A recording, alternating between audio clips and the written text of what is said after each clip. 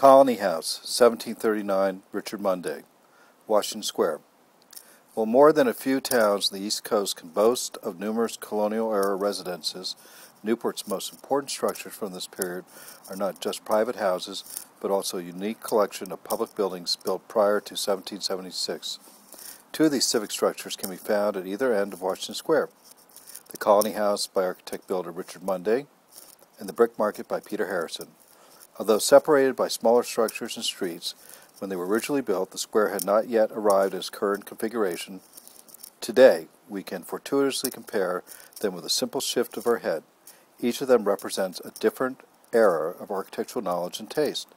When Munday was commissioned to design the Colony House, his charge must have been not only to replace the modestly shaped wooden structures that stood in the site, but to represent the stability and success of the colony, particularly since it was coincided with the centennial of the town's founding. Munday, who had an earlier role in the design of other Newport buildings, including notably that of Trinity Church, here creates an idiosyncratic provincial masterpiece, concocting a medley of details that his overall composition never quite brings under control. Consider, for example, the wonderful array of geometric shapes he uses to outline his principal masses and openings. Circles and scrolls, octagons and rectangles are joined by truncated triangular gables, lunette dormers, and the diamond grid of the roof balustrade. Munday uses aspects of this array to focus the attention on his entryway. The superimposed stone stairs and doorways reach a crescendo in the heavily carved pediment of the balcony door frame.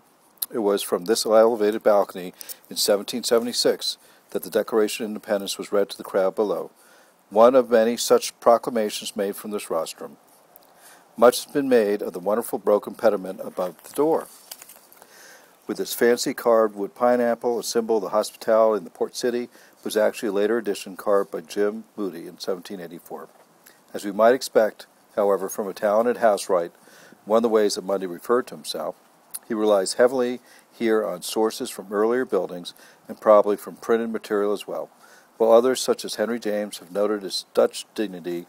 The closest and most obvious reference for Munday was probably renowned John Hancock House, completed just 2 years earlier in Boston, now destroyed. It seems like Munday made the trip north to see Hancock House firsthand, as the composition of his main elevation, as well as the entrance carving, coining, and other facade details also echo the Boston model. This is a reading from AIA Guide to Newport. Ron J. Honorato is the author.